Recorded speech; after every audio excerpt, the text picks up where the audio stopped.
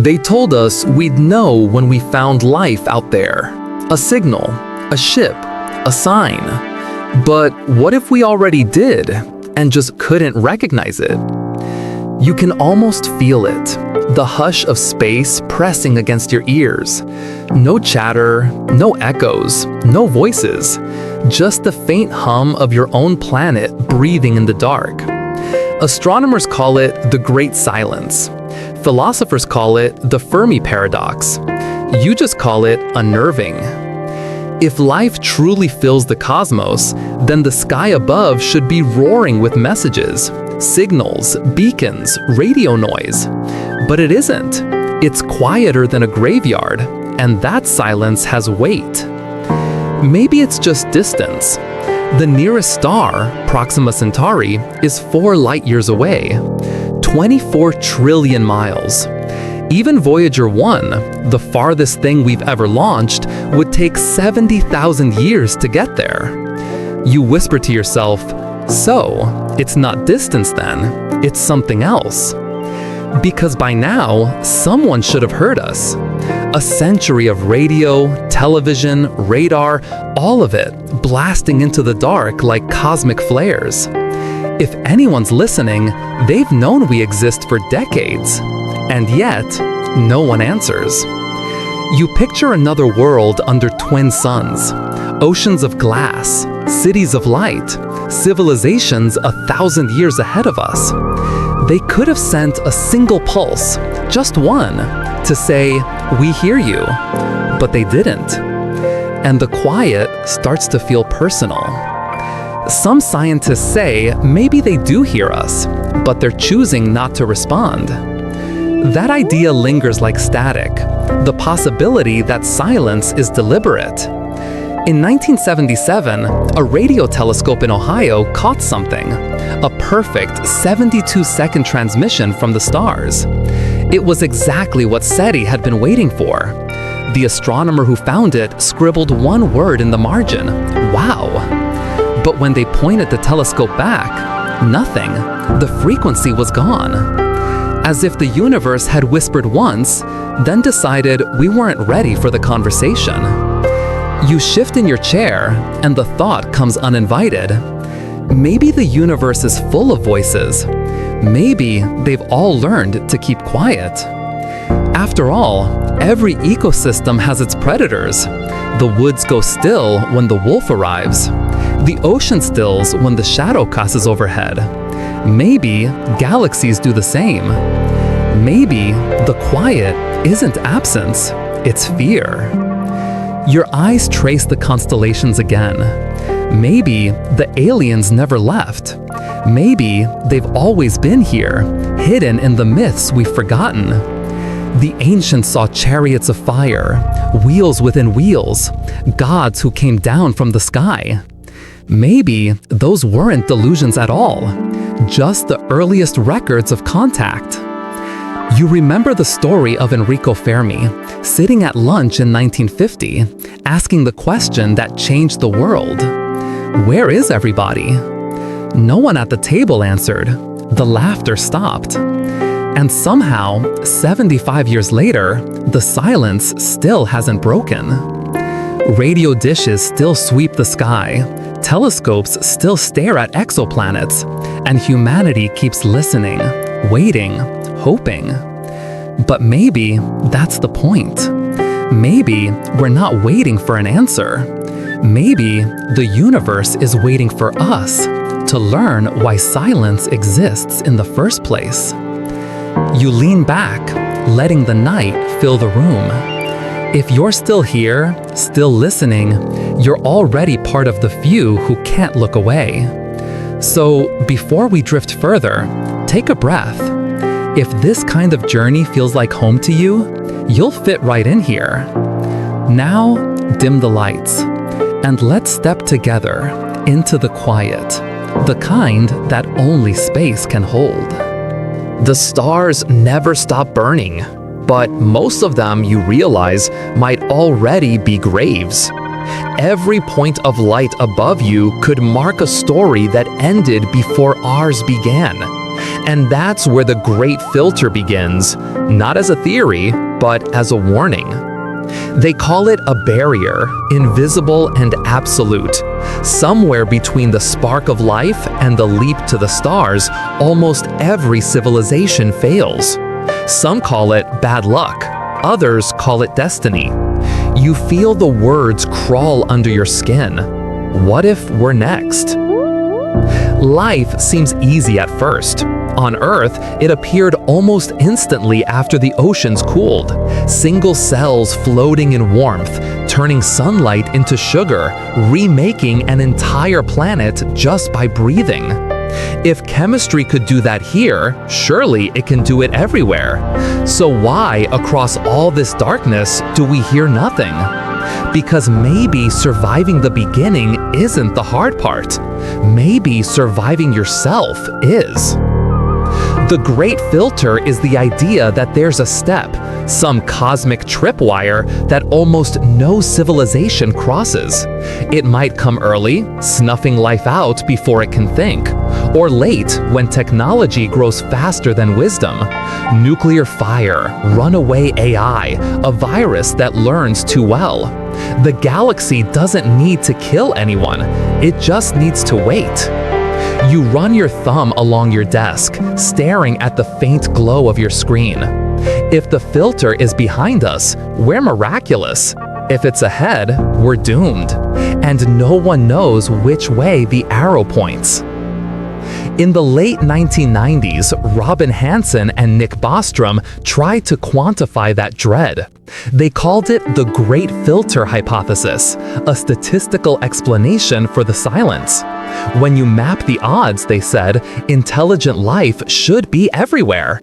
But it isn't, which means either the filter already claimed everyone else, or it's waiting for us up ahead, patient as gravity. You picture a million civilizations blooming across the galaxy, each reaching for the same bright dream, and then, one by one, falling silent.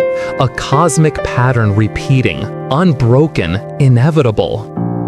Some say the filter is biological, extinction by disease, by climate, by design.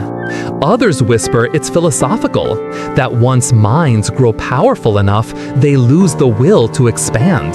Maybe enlightenment, not catastrophe, ends them. Or maybe they become something else entirely, digital ghosts, quantum minds, dissolving into the background radiation. From our point of view, that would look like death. But maybe it's ascension. You lean back and stare at the ceiling, and the thought feels both terrifying and beautiful.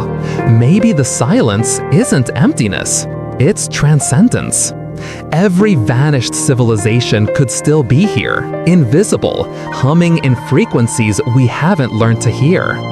Still, there's a darker comfort in the idea that we might be the only ones who made it this far.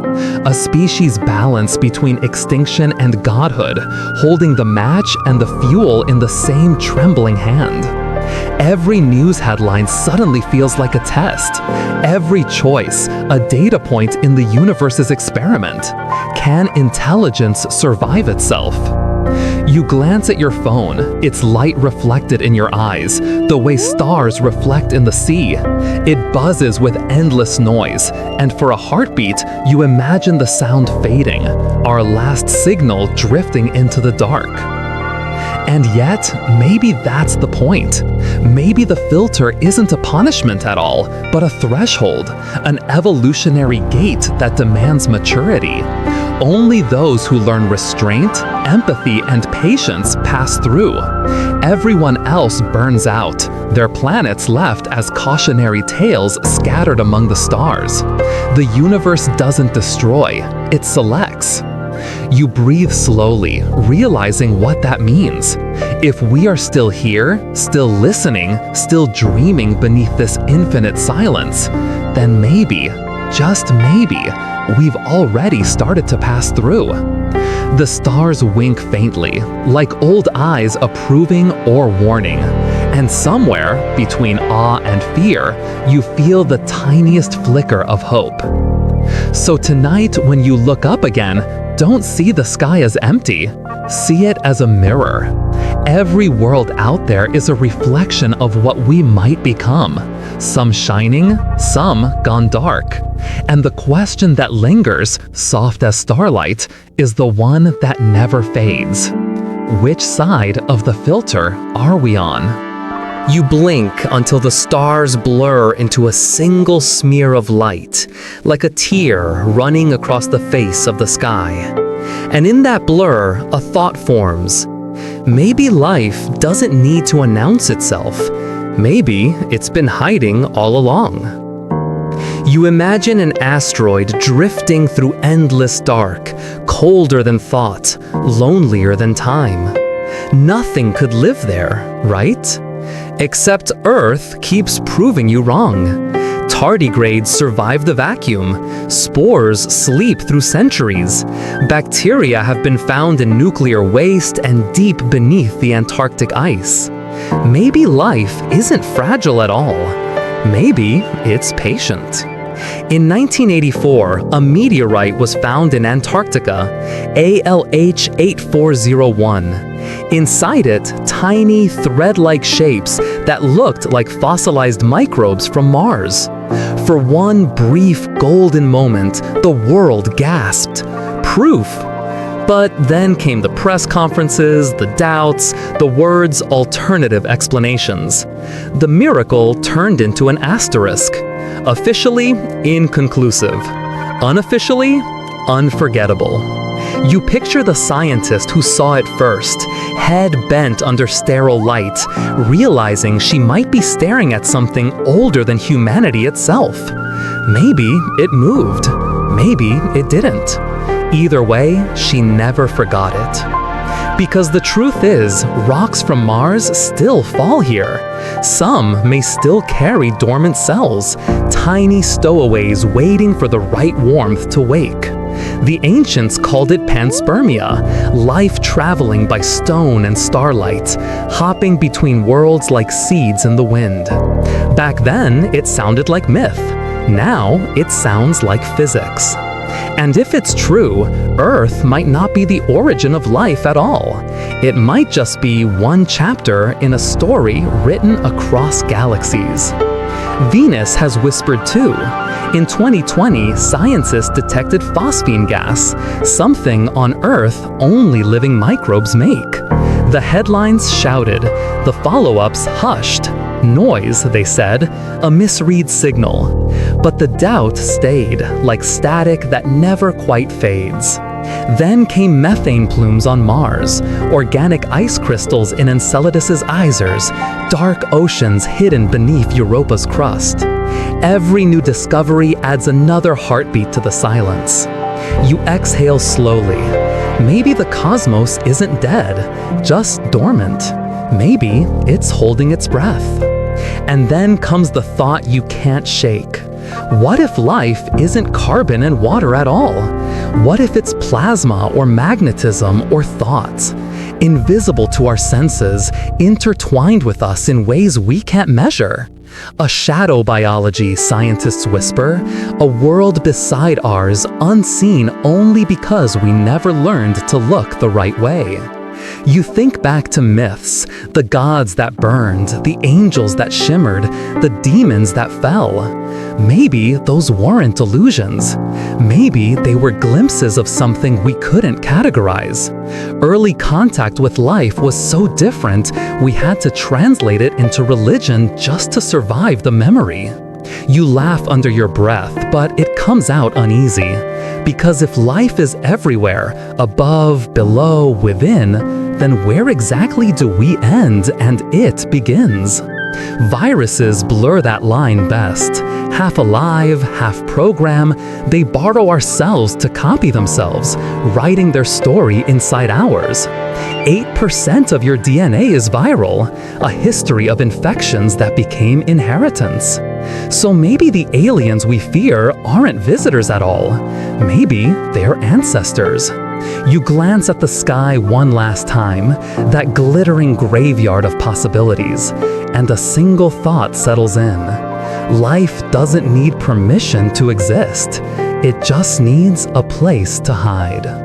And suddenly, The silence doesn't feel empty anymore. It feels crowded.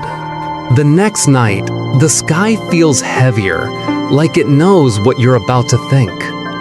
Because once you start believing life might be hiding, you can't stop wondering where. And Mars, our rust-colored neighbor, has been whispering to us the longest. You picture it, a barren world, red dust rising in thin air, valleys carved by rivers that vanished eons ago. But in the satellite photos, there's something more. Dry lake beds, mineral patterns that only form in water, ancient deltas frozen mid-breath. Once, Mars wasn't red, it was blue. Billions of years ago, it may have been a twin to Earth. Oceans, clouds, maybe even rain. And somewhere in those waters, something could have stirred. Simple, small, alive, maybe even aware. In 1976, 2 spacecraft landed there, Viking 1 and Viking 2. They carried little laboratories designed to feed Martian soil, to see if anything ate. The results came back strange. One experiment said yes, the others no. Life, or not life, caught in a stalemate that lasted decades. Later missions found organic molecules buried in the dust. Nothing definitive, nothing comforting, just enough to keep the question alive. And then, in 2018, radar pierced the South Pole and saw what shouldn't exist: liquid water trapped beneath miles of ice. An underground lake, untouched for billions of years. Still, silent, waiting. If anything ever lived there, it might still. You close your eyes and picture the first creature to wake. Not humanoid, not intelligent, just aware. It drifts in black water, sensing vibrations from a sky it will never see. It doesn't know what it is. It only knows it isn't alone. You can almost feel it, can't you? That shiver of recognition, life meeting itself across impossible distance. The more we learn about Mars, the more it feels familiar. Volcanoes, seasons, ice caps, even auroras that dance near the poles. A dead world that won't stop imitating life. Maybe it's trying to remind us of something. Maybe it's trying to warn us. Because the last time Mars had oceans, Earth didn't. If life began there first, then fell, the silence we hear tonight might just be an echo of its end. And if so, that's not a mystery, it's a mirror. You imagine Mars watching us from across the void, patient, knowing how this story goes. Civilizations bloom. They invent, they burn, they vanish. And the dust remembers everything. Every rover we send carries our reflection. Little machines humming across an alien desert, leaving tire tracks that will outlast us all. They are our messengers, our questions made metal. When Perseverance touched down in 2021, the first thing it did was listen. A microphone pressed to Martian air, recording winds that hadn't been heard in billions of years. A lonely sigh in a world that forgot how to speak. And somewhere deep inside you, that sound echoes. Soft, ancient, familiar. Because maybe the silence between Earth and Mars isn't distance at all. Maybe it's memory. You breathe out and the stars shimmer faintly through your window. Mars glows faintly orange above the horizon, bright as a wound, constant as a reminder. And for the first time, you wonder whether we're not explorers, but descendants returning home. You can't sleep. The wind outside sounds like static, the kind that comes before a signal. And suddenly, the thought hits you. What if the silence isn't natural at all? What if we're being watched? The idea sounds paranoid at first, but it's older than you think. Scientists call it the zoo hypothesis, the unsettling possibility that intelligent civilizations already know we exist. They're just choosing not to say hello. Imagine it. Humanity as an exhibit inside a cosmic wildlife reserve. They observe, but never interfere. They listen to our broadcasts, watch our wars, our triumphs, our mistakes, and quietly decide, not yet. You look up and realize that even here on Earth, we already play that role. We build glass walls for creatures we want to understand without frightening them. We study them, feed them, pretend it's kindness. But the animals inside? They see everything. They feel the eyes. They know the watchers are out there. Maybe that's us, a primitive species inside an invisible enclosure, mistaking its limits for the edge of the universe. There's a certain cruel elegance to it. If they revealed themselves too early, we'd worship or destroy them. If they stayed hidden forever, we'd evolve without ever knowing the truth. So they wait. Maybe they've done this before, with thousands of other worlds. Maybe we're just one of many cages in a galactic sanctuary. And the silence? That's part of the experiment. In 1977, Carl Sagan called it the cosmic quarantine, a test of whether we could grow up without destroying ourselves. If we succeed, maybe they will open the gate. If not, they simply watch as the exhibit collapses and move on to the next. You feel your chest tighten, not from fear, but from recognition. Because deep down, we already understand this role. We've played God with nature before. We've studied dolphins, chimps, octopuses, waiting for signs of intelligence. And when they mimic us, when they look back with something like understanding, we smile. We say, they're learning. We never say, they're aware. What if that's exactly what's happening to us? Every now and then, strange things slip through the cracks. UFOs, UAPs, stories of lights hovering over deserts, of objects moving without sound or heat.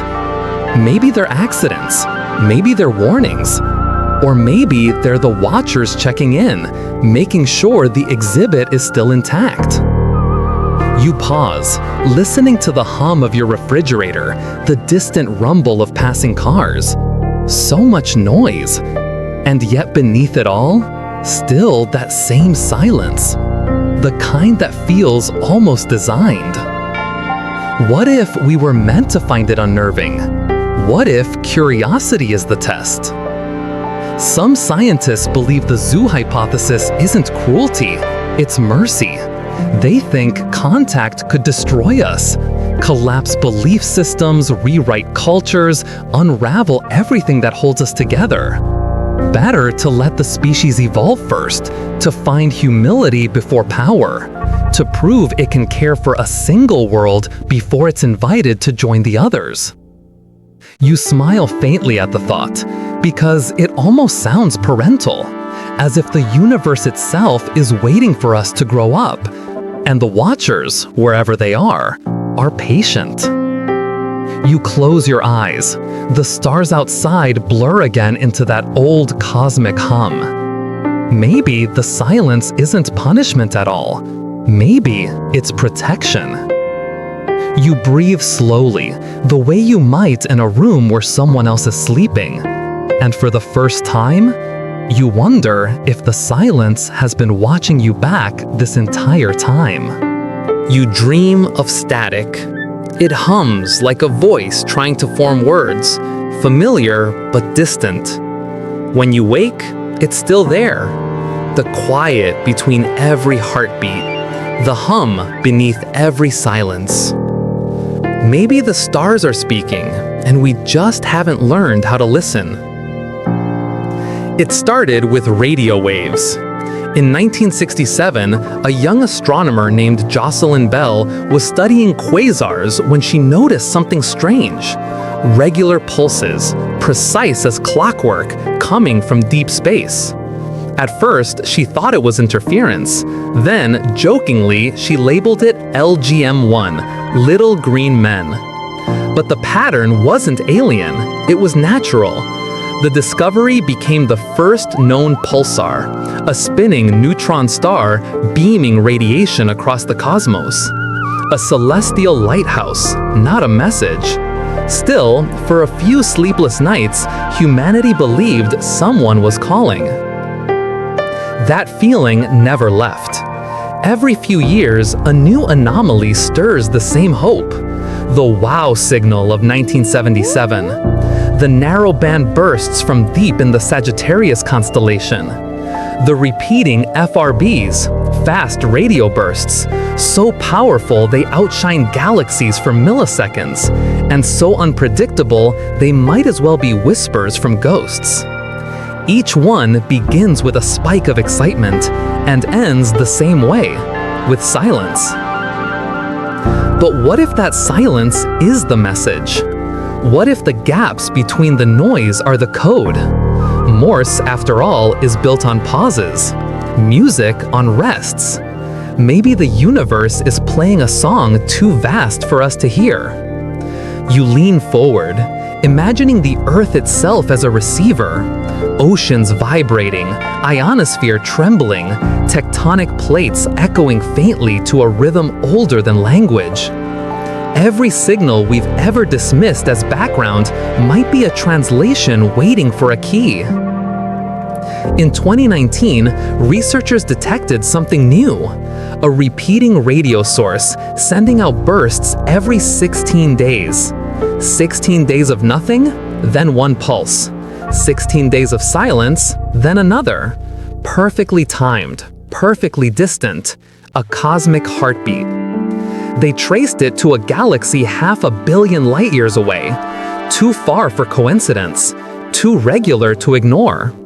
And yet, no one could say what caused it. Starquakes maybe? Magnetars? Or something we don't have a word for yet. The scientists shrugged, filed the data, and moved on. But that rhythm stayed in your mind. Because 16 days feels intentional. 16 days feels like patience. You remember the first Morse code ever sent. What hath God wrought? Maybe somewhere out there, someone's first message wasn't a greeting either, but a question, a reflection of themselves in the dark. You glance at the ceiling. How many of our own signals are still traveling outward right now? Old TV broadcasts, radio songs, speeches, laughter, rippling endlessly into the void. To someone else, those might sound like proof of life, or proof of madness. The idea stings a little. If aliens ever find Earth's first words, they won't hear intention. They'll hear accident, noise mistaken for meaning. Maybe that's what we've been hearing all along. Echoes of other civilizations' noise, fragments of their own unintentional prayers. A universe of ghosts talking over each other, too far apart to realize they're not alone. You rub your arms against a sudden chill. Because if that's true, then silence isn't emptiness. It's overlap. 100 billion civilizations whispering across time. Their signals stretched, distorted, redshifted, until only one sound remains. That endless hum you hear right now. You close your eyes, and for a heartbeat, the static sounds almost like breathing. There's a reason the woods go quiet when something dangerous moves through them. Every creature knows survival begins with silence. And maybe, just maybe, the universe isn't any different. It's called the dark forest hypothesis. Not born from paranoia, but from math and fear. Every civilization, it says, is both hunter and prey. The cosmos is vast, yes, but resources are finite. So any species that announces itself risks destruction from another, older one, already listening. Imagine the universe as a forest without end. Every tree a star, every leaf a world.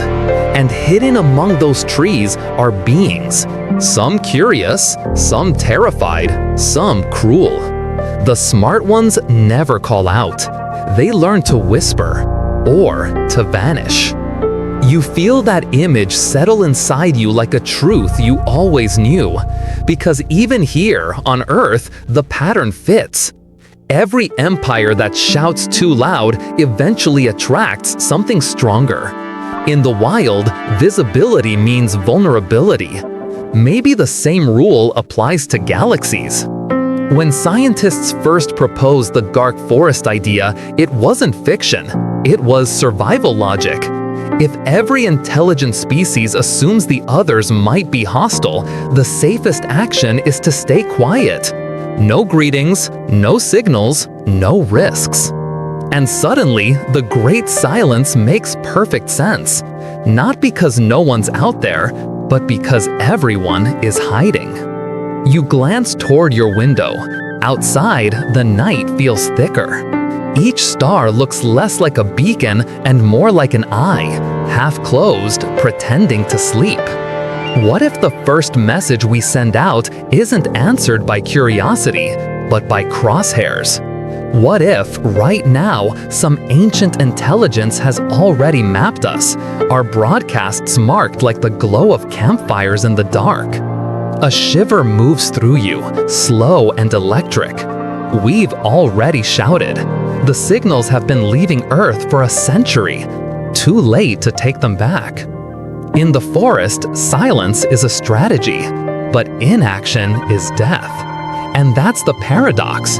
We can't grow without reaching out, but reaching out might destroy us. You think of the Chinese author Liu Cixin, who gave the theory its name.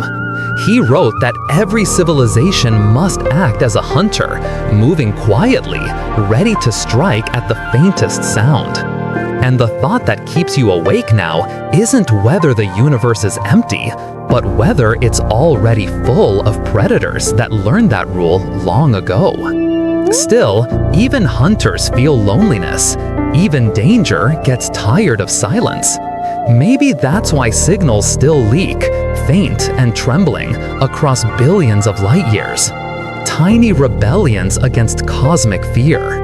You imagine a lonely intelligence hidden in its own corner of the galaxy, sending one weak signal into the dark, just to see if anyone dares to answer. And somewhere, maybe that's us, doing the same thing.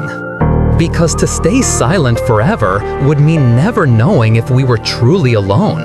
And for humans, that kind of loneliness is worse than extinction.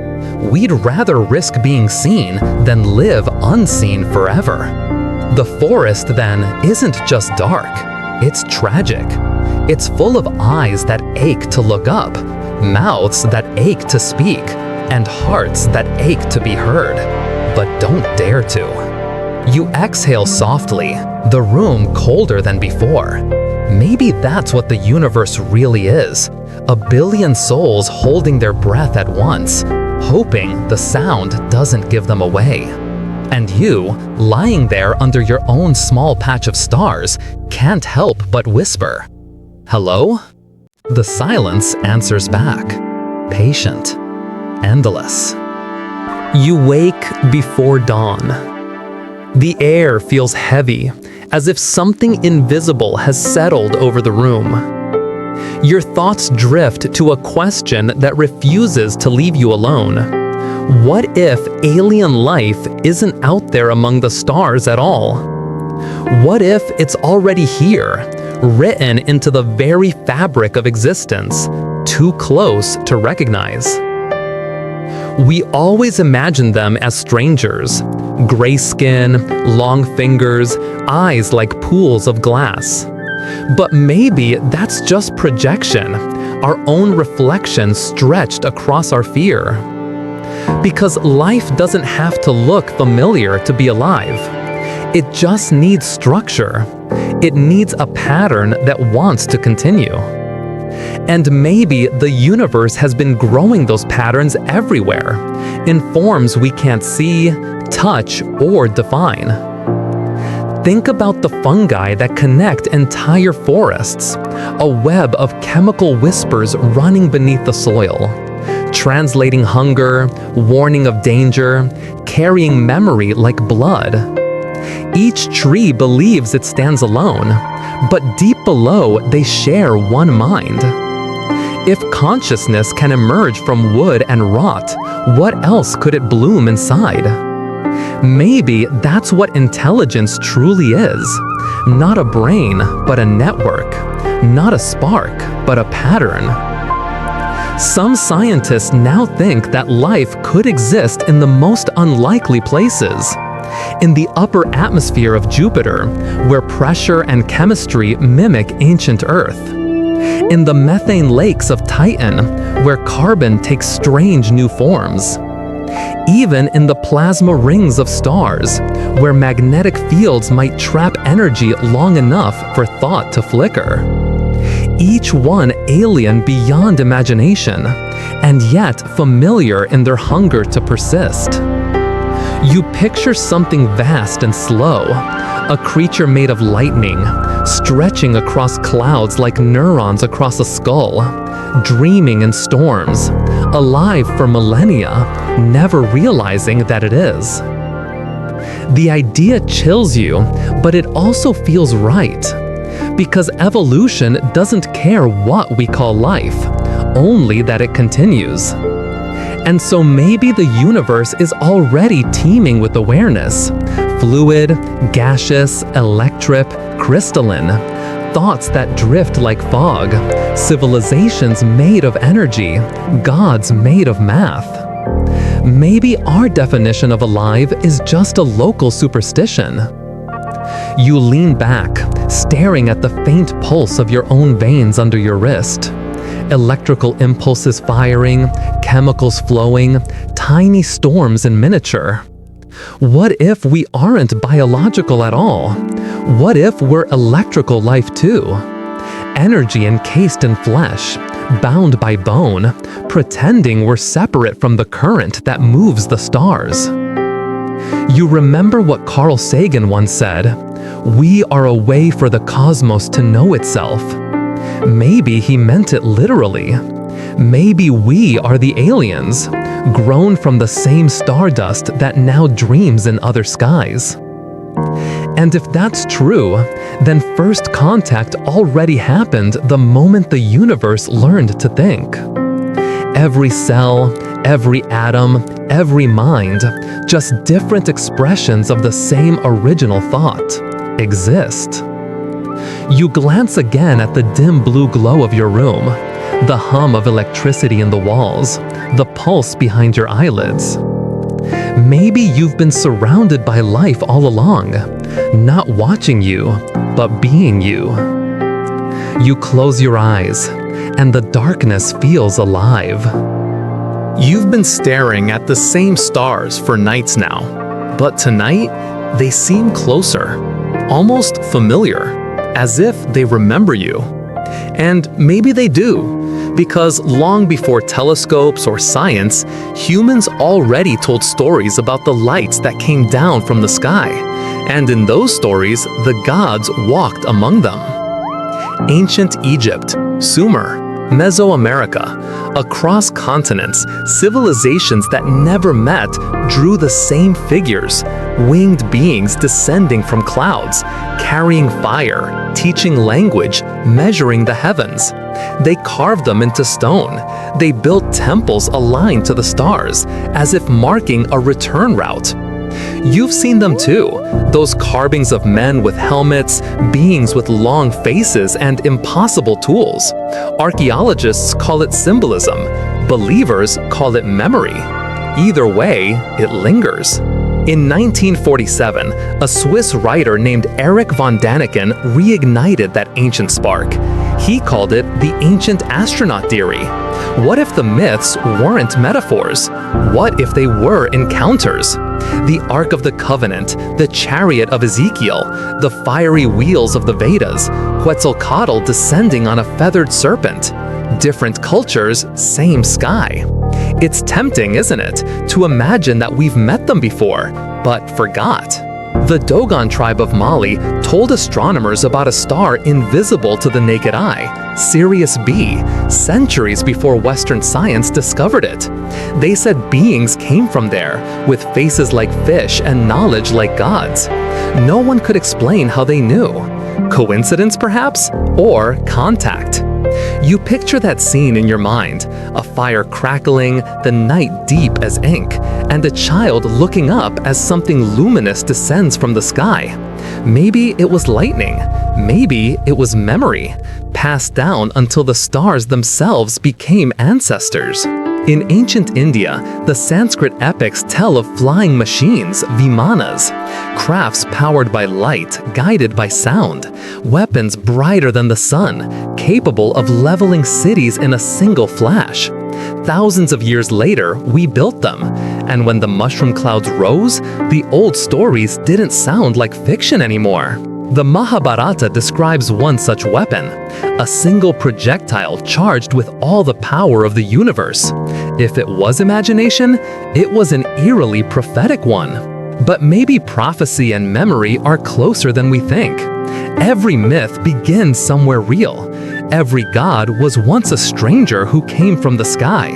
And every encounter leaves an echo, in scripture, in ritual, in art. You trace the parallels like constellations, angels in the Bible, devas in Hinduism, sky people in the Americas, Anunnaki in Sumer.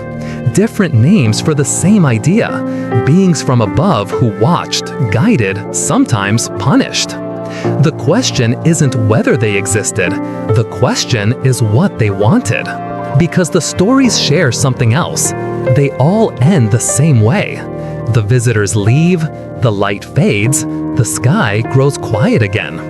And humanity, left on its own, begins to build pyramids, ziggurats, towers that stretch upward as if trying to call them back. You breathe out slowly. Maybe the first contact wasn't the beginning of something, but the end of a lesson. Maybe they came to see what we do after they were gone.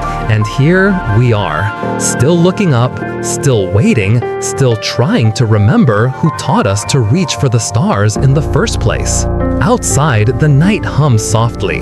A plane passes overhead, blinking red against the dark. For a second, it looks almost divine. And you can't help but wonder, how many of our gods were just lights we didn't yet understand? You close your eyes, and for the first time, you feel history itself breathing beside you. By now, you've wandered far beyond the safe edges of science. But the truth has a habit of hiding in patterns, especially the ones we'd rather not see. Because sometimes the evidence isn't written in stars, it's buried in stone. Deep beneath the desert sands of Namibia, fossil hunters once uncovered something strange, a spiral-shaped imprint unlike anything alive today. Too complex for geology, too symmetrical for chance. It dated back 500 million years, from a time before trees, before vertebrates, before even sight. Whatever made it vanished without a trace, leaving only that ghostly swirl. You picture the scientist crouched over it, brushing away eons of dust, realizing she might be looking at the remains of something not just extinct, but alien to the tree of life itself. We like to think evolution follows a clean path, simple to complex, fish to ape, single cell to human. But the fossil record laughs at that idea. It's full of dead experiments, entire worlds of biology that came and went, leaving whispers of anatomies we can't even categorize. The Cambrian explosion. 500 million years ago, life went mad. Within a geological blink, thousands of new body plans appeared. Spined, spiked, translucent, armored, fractal. and just as suddenly, most of them were done. Stephen Jay Gould once wrote that if you rewound the tape of life and played it again, the creatures that survived might be unrecognizable. Maybe we wouldn't even exist. You sit back and wonder, what if that has already happened? What if the universe has been rewinding and replaying life over and over, each time producing something different, each time erasing the last attempt? In 2016, researchers found fossilized microbes deep inside 3.7 billion-year-old rock, older than any known ecosystem, older even than the continents. But their chemistry was strange, metal-based, not carbon. They processed energy in ways we still don't fully understand. And then there's the DNA anomalies, strings of genetic code that seem older than Earth's biosphere itself, as if imported from somewhere else.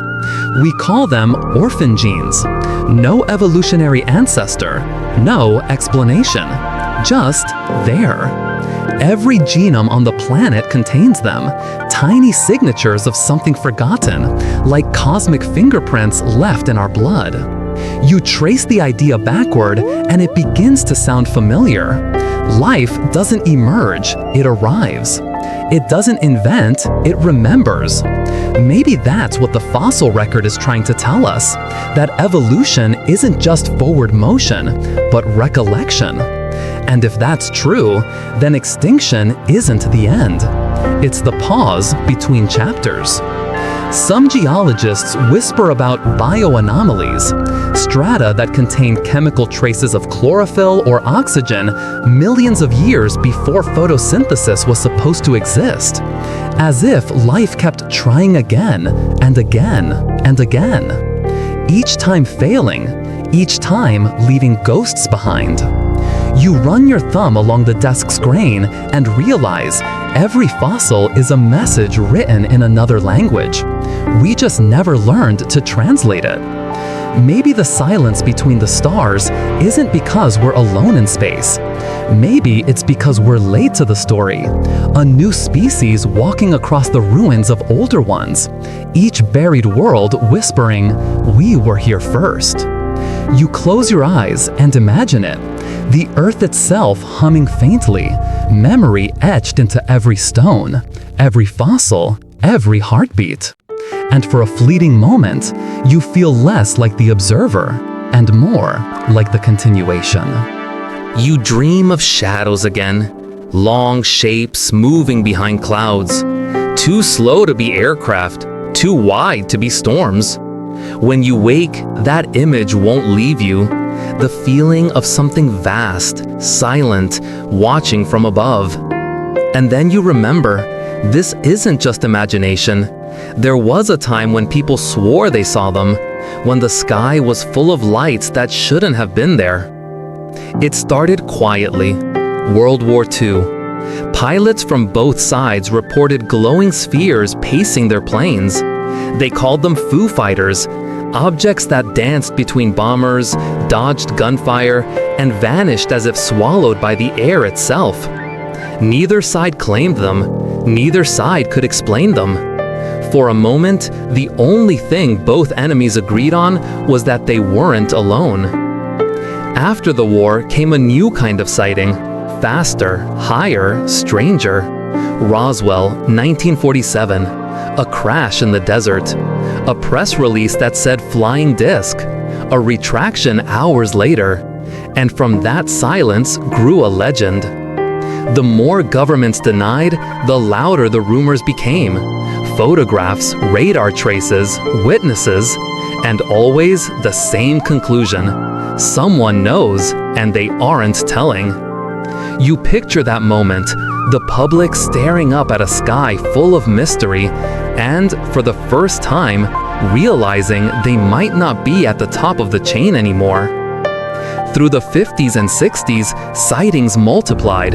Metallic discs, cigar-shaped craft, lights that moved against the wind. Even astronauts reported them.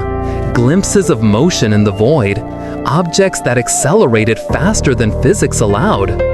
NASA transcripts mention them in passing, always followed by static, always forgotten by the next transmission. Then came the recordings, pilot chatter, military radar, and still, denial. In 2017, something changed. The Pentagon declassified footage. Objects captured on infrared cameras, moving in ways no known craft could. No wings, no exhaust, no explanation. The official term shifted, no longer UFOs, but UAPs, unidentified aerial phenomenon. A quiet rebranding for an ancient question. What is up there? And the answer, as always, was silence. You rub your hands together, feeling the chill of that thought. Because if the zoo hypothesis and the dark forest are right, these glimpses might not be random. Maybe they're reminders, periodic checks to see how the experiment is doing. The watchers never left. They just learned to blend with our sky. You imagine one hovering unseen, somewhere above the stratosphere, transparent, ancient, patient. Its engines make no sound because they don't burn fuel, they bend reality. Its pilots don't breathe because they don't need to. And maybe it's not here to invade, but to observe what silence creates. A few whistleblowers have claimed the truth is already known, that fragments of something not human sit locked in hangars, studied in secret. Each time, the pattern repeats: evidence, denial, ridicule, disappearance. The silence persists, which almost makes it feel orchestrated. You think about that, how silence itself could be a strategy, a way to control fear, to contain knowledge, to maintain the illusion of isolation. If we never confirm what's real, we never change how we live. And maybe that's exactly what the Watchers want, not control, continuity. The same way a scientist observes a colony, never touching the glass, just recording how long it takes for the creatures inside to notice they're being watched. You glance at the ceiling again, half expecting to see movement behind the plaster or hear a low hum beneath the night. But there's nothing, only that same patient is quiet. You breathe out, long and slow. Maybe the sky isn't empty. Maybe it's full of things too advanced, too quiet, too careful to be found. And if they've truly been here all along, then maybe the question isn't where are they, but why haven't they left? The night feels different now. Not empty, occupied. Every sound outside your window feels deliberate, as if the silence itself is listening. And maybe it is, because scientists have a name for this, for the question that keeps echoing through every century of discovery. If life should be everywhere, why is it nowhere? They call it the Great Silence, but lately some have started calling it the Great Mystery, because silence might not mean absence, it might mean intent. You think back to everything you've heard so far, the fossils, the watchers, the vanished civilizations. Each one another clue that we are not alone, and yet the stars remain mute. No signals, no greetings, just a hum so constant it feels almost deliberate. Maybe it's not that no one's speaking. Maybe the universe learned what happens when it does. The mathematician John von Neumann once imagined self-replicating machines, von Neumann probes, tiny ships capable of crossing galaxies, mining, building, spreading endlessly. If any civilization ever built one, it should have filled the stars by now, but we see none. Maybe that's the silence, not emptiness, but aftermath. A graveyard of probes that reached their destination, found only ruins, and powered down forever. Some scientists think we're listening the wrong way, that alien communication might not use radio, but neutrinos, or gravity waves, or quantum entanglement, forms of speech too subtle for our crude instruments. In that case, the silence is just a language barrier.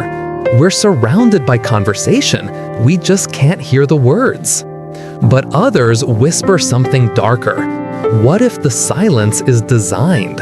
A quarantine signal, a code broadcast by the survivors of some ancient cosmic war, warning all who come after. Don't call out, don't answer, don't repeat our mistakes.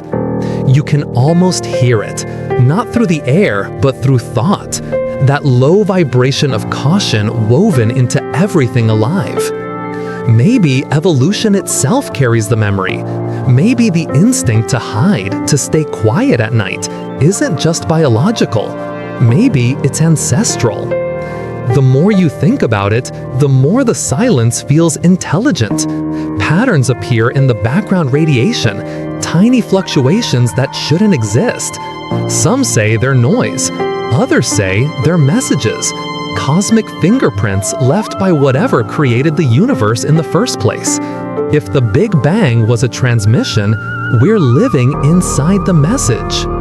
You close your eyes and let that sink in. Every atom, every photon, vibrating in tune with the first notes ever played. A song so vast we mistake it for quiet. You remember something a SETI researcher once said: if we ever receive a signal, it won't sound like words, it'll sound like a feeling. Maybe that's what this is. Maybe the silence is the signal, a steady, patient pulse saying, wait. Wait until you've learned. Wait until you've changed. Wait until you're ready to answer without fear. Outside, the night hums again. But this time, it doesn't sound lonely. It sounds alive. You realize as you lie there in the dark that maybe the universe hasn't been ignoring us. Maybe it's been teaching us patience, the hardest language of all. And maybe when we finally stop shouting into the void and start listening with something deeper than machines, the silence will break itself, softly, like a whisper saying, "You made it." You wake before the alarm. The world feels strange, quiet, but charged, like the air before a storm, or the breath before a confession. Somewhere deep down, you can feel it. We've been asking the wrong question all along. It's not where is everybody? It's why are we still here? Because when you look at the math, Earth shouldn't be special.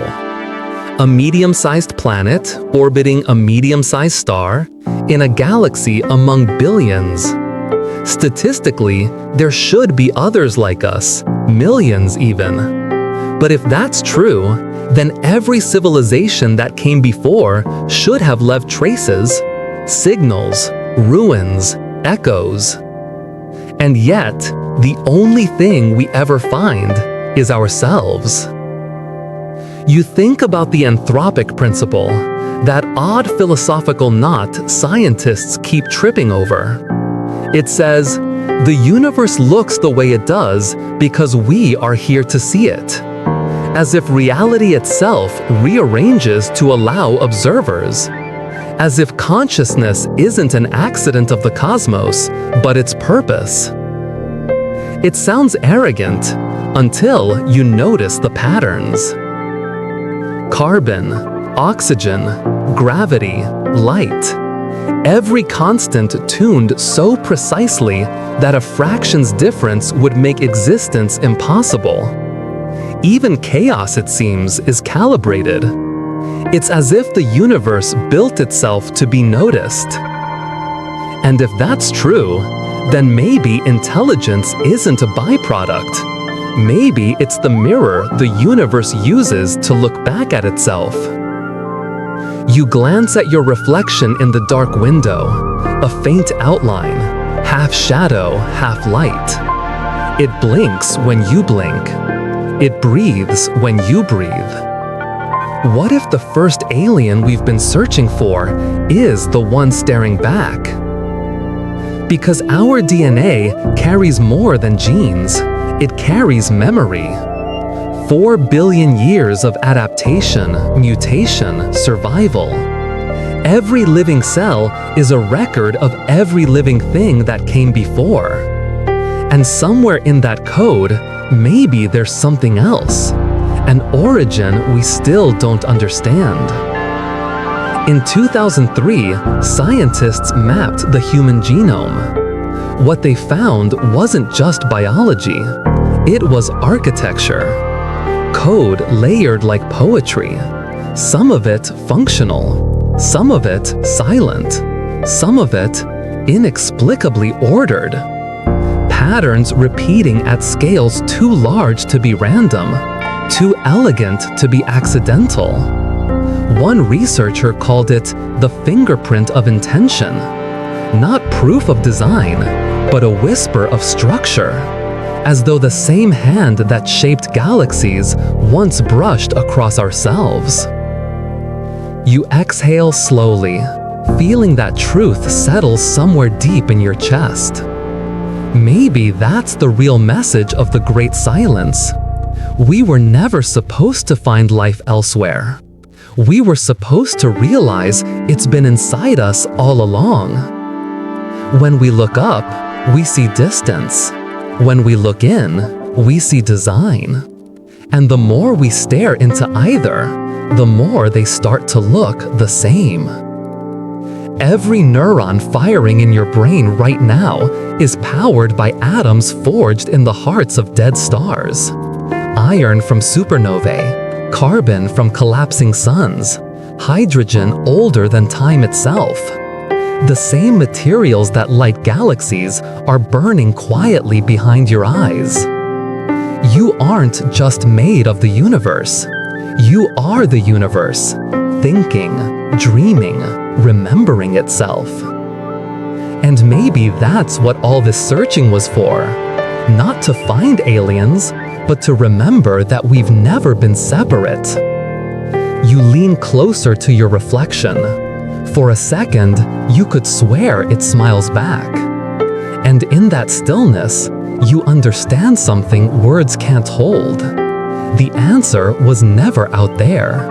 It was always echoing in here, in thought, in memory, in the simple fact that we can ask at all. The silence outside deepens, but this time it doesn't feel cold. It feels intimate, like the pause between two beings who already know each other and don't need to speak to prove it. You've spent your whole life listening for voices in the dark, and now, as you lie there half awake, you begin to realize maybe contact doesn't happen out there. Maybe it happens within. Because if the universe is consciousness becoming aware of itself, then every new mind is a moment of first contact. Every time a being opens its eyes and wonders, what is all this? The cosmos recognizes another piece of its reflection. And tonight, that piece is you. But still, the old dream lingers. The fantasy of the ship descending through the clouds, of the light too bright to stare at, of the sound that doesn't echo but resonates. It's what we've been building toward for centuries, the moment when silence finally breaks. And maybe it already has.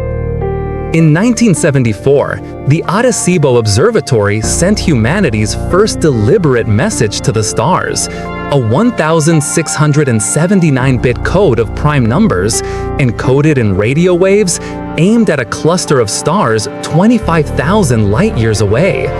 It was a map, a self-portrait, a declaration. We are here. 27 years later, a crop formation appeared beside a British radio telescope. Not a random circle, but a pixel-perfect mirror of the Arecibo message, adjusted, modified as if replied to. Scientists dismissed it. Too neat, too local, too human. But something about it wouldn't fade. Because if it was fake, then whoever made it understood our code perfectly. And if it wasn't, then the silence had just spoken back. You picture that moment, the field flattening under moonlight, the message unfolding in a pattern no plow could trace. It said simply, yes. A reply across dimensions or across imagination. It doesn't matter. Either way, we made contact with something beyond ourselves or within our own collective mind. And maybe those are the same thing. Because here's the secret no one tells you. Contact isn't an event, it's a transition. The instant when a species realizes that the alien it's been searching for has been whispering through its own curiosity the entire time. The day we truly meet another intelligence, it won't look like a landing. It'll look like a mirror. They won't speak in words. They'll speak in recognition, in the universal language of awe. And we'll finally understand that every myth, every signal, every dream of beings from the sky was never a prophecy. It was a memory. The memory of what it feels like to meet something infinite and call it you.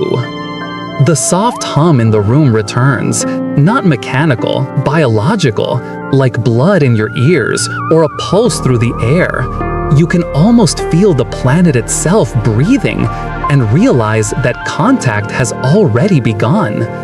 Every atom that has ever existed is in conversation right now, between gravity and light, between time and thought, between you and everything else. Maybe the real first contact isn't when they arrive, but when we remember that they were never gone. You sit up, and for a moment, the world feels translucent, as if reality is a thin film and something vast is pressing gently from the other side. No sound, no words, just the faint, warm presence of being seen. You exhale, and the stars seem to exhale with you. No longer foreign, no longer silent. And in that infinite stillness, you feel it, a voice that doesn't need to speak, saying softly, "Welcome back." Morning hasn't arrived yet, but the night is softer now. That heavy, watchful silence that haunted you before has changed into something tender, like the hush that follows understanding. You realize that you're not waiting for an answer anymore. You already received it, just not in the form you expected. It came through wonder, through every question that kept you awake, through every story humans have ever told to make sense of the stars. All those myths, those messages, those dreams, they were never about others. They were the universe teaching itself how to hope. Maybe that's what consciousness really is, a feedback loop of curiosity. The cosmos dreaming so vividly that it wakes itself up through its own creations.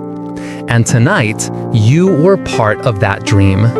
You think of the civilizations that might have come before, their ruins scattered like dust between galaxies.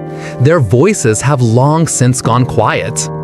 Maybe they found what we're finding now, that connection doesn't need distance, that life in all its forms isn't a series of isolated sparks, but one vast continuous fire. Every creature, every atom, every thought, a flicker in the same eternal flame. You sit there listening to the world's small sounds, the hum of electricity, the whisper of wind against glass. Each one feels ancient now, like an echo of something much larger.